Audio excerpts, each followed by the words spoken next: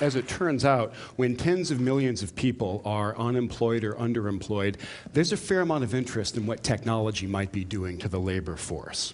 And as I look at the conversation, it strikes me that it's focused on exactly the right topic, and at the same time, it's missing the point entirely. The topic that it's focused on, the question is whether or not all these digital technologies are affecting people's ability to earn a living. Or to say it a little bit different way, are the droids taking our jobs? And there's some evidence that they are. The Great Recession ended when American GDP resumed its kind of slow, steady march upward. And some other economic indicators also started to rebound, and they got kind of healthy kind of quickly. Corporate profits are quite high. In fact, if you include bank profits, they're higher than they've ever been. And business investment in gear, in equipment, and hardware and software is at an all-time high. So the businesses are getting out their checkbooks. What they're not really doing is hiring. So this red line is the employment to population ratio. In other words, the percentage of working age people in America who have work. And we see that it cratered during the Great Recession, and it hasn't started to bounce back at all. But the story is not just a recession story. The decade that we've just been through had relatively anemic job growth all throughout, especially when we compare it to other decades. And the 2000s are the only time we have on record where there were fewer people working at the end of the decade than at the beginning. This is not what you want to see. When you graph the number of potential employees versus the number of jobs in the country, you see the gap gets bigger and bigger over time. And then during the Great Recession, it opened up in a huge way. I did some quick calculations. I took the last 20 years of GDP growth and the last 20 years of labor productivity growth and used those in a fairly straightforward way to try to project how many jobs the economy was going to need to keep growing. And this is the line that I came up with. Is that good or bad? This is the government's projection for the working age population going forward. So if these predictions are accurate, that gap is not going to close. The problem is I don't think these projections are accurate. In particular, I think my projection is way too optimistic because when I did it, I was assuming that the future was kind of going to look like the past with labor productivity growth, and that's actually not what I believe, because when I look around, I think that we ain't seen nothing yet when it comes to technology's impact on the labor force.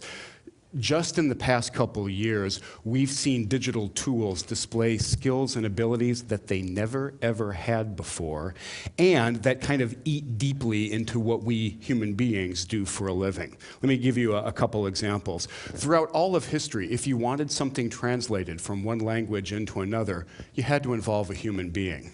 Now we have multi-language, instantaneous, automatic translation services available for free via many of our devices all the way down to smartphones. And if any of us have used these, we know that they're not perfect, but they're decent.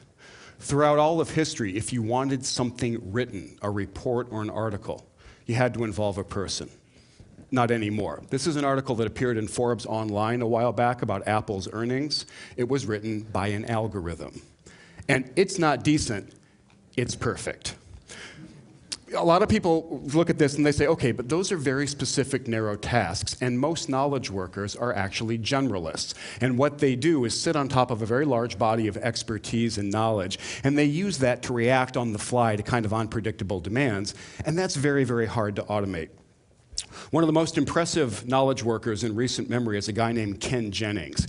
He won the quiz show Jeopardy! 74 times in a row, took home $3 million.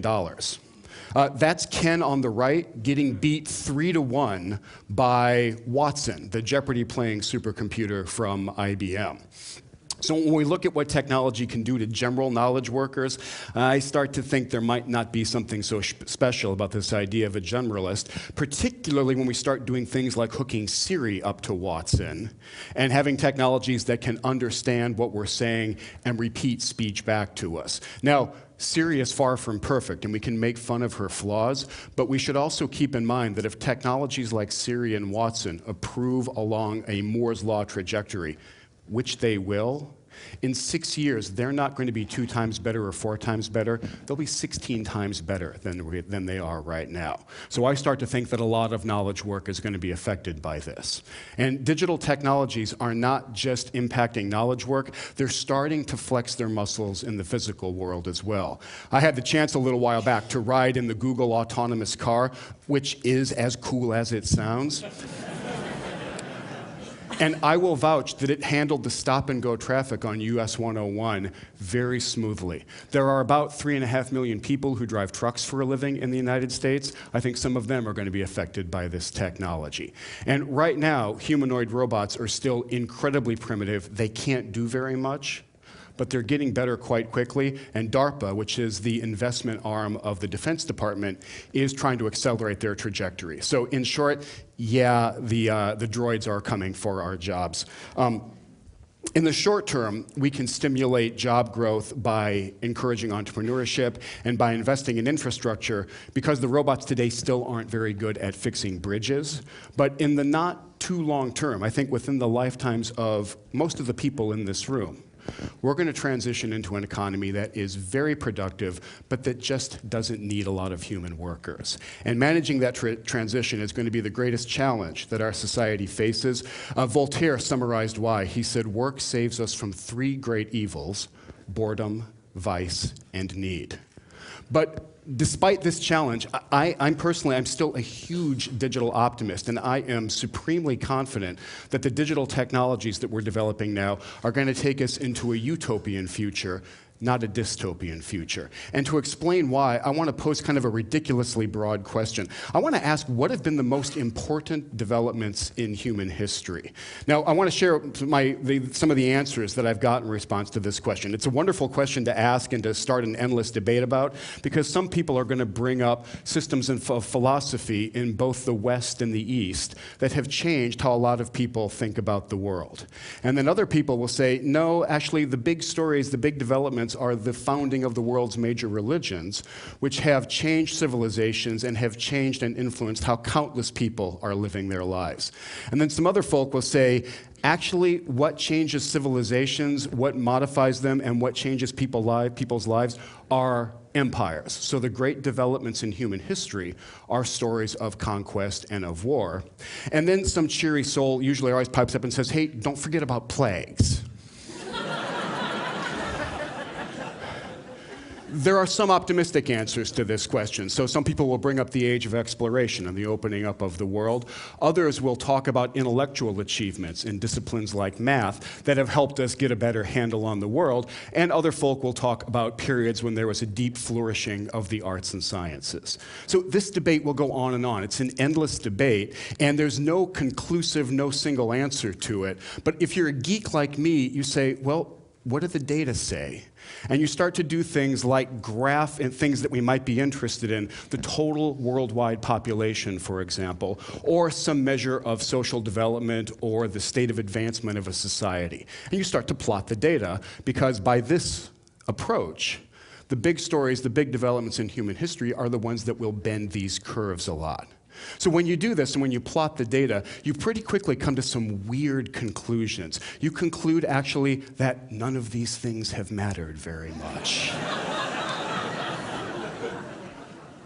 Hey, they haven't done a darn thing to the curves. There has been one story, one development in human history that bent the curve, bent it just about 90 degrees, and it is a technology story. The steam engine and the other associated technologies of the Industrial Revolution changed the world and influenced human history so much that, in the words of the historian Ian Morris, they made mockery out of all that had come before. And they did this by infinitely multiplying the power of our muscles, overcoming the limitations of our muscles. Now, what we're in the middle of now is overcoming the limitations of our individual brains and infinitely multiplying our mental power. How can this not be as big a deal as overcoming the limitations of our muscles. So at the risk of repeating myself a little bit, when I look at what's going on with digital technology these days, we are not anywhere near through with this journey. And when I look at what is happening to our economies and our societies, my single conclusion is that we ain't seen nothing yet. The best days are really ahead. Let me give you a couple of examples. Economies don't run on energy. They don't run on capital. They don't run on labor. Economies run on ideas. So the work of innovation, the work of coming up with new ideas, is some of the most powerful, some of the most fundamental work that we can do in an economy. And this is kind of how we used to do innovation. We'd find a bunch of fairly similar looking people. We'd take them out of elite institutions, we'd put them into other elite institutions, and we'd wait for the innovation. Now, as a white guy who spent his whole career at MIT and Harvard, I got no problem with this. But some other people do, and they've kind of crashed the party and loosened up the dress code of innovation. So here are the winners of a top quarter programming challenge, and I assure you that nobody cares where these kids grew up, where they went to school, or what they look like. All anyone cares about is the quality of the work, the quality of the ideas. And over again, we see this happening in the technology-facilitated world. The work of innovation is becoming more open, more inclusive, more transparent, and more merit-based. And that's going to continue no matter what MIT and Harvard think of it, and I couldn't be happier about that development. I hear once in a while, okay, I'll grant you that, but technology is still a tool for the rich world. And what's not happening, these digital tools are not improving the lives of people at the bottom of the pyramid. And I want to say to that very clearly, nonsense. The bottom of the pyramid is benefiting hugely from technology. The economist Robert Jensen did this wonderful study a while back where he watched in great detail what happened to the fishing villages of Kerala, India, when they got mobile phones for the very first time. And when you write for the Quarterly Journal of Economics, you have to use very dry and very circumspect language. But when I read his paper, I kind of feel Jensen is trying to scream at us and say, look, this was a big deal.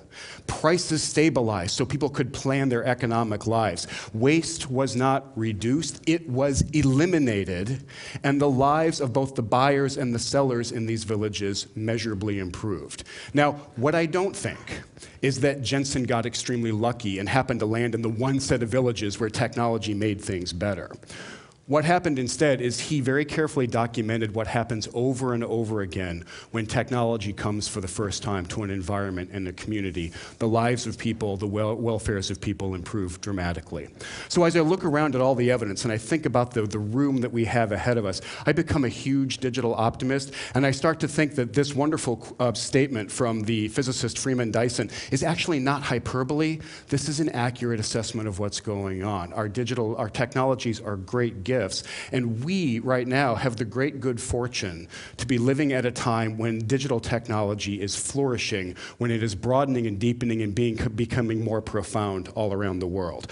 So, yeah, the droids are taking our jobs, but focusing on that fact misses the point entirely. The point is that then we are freed up to do other things.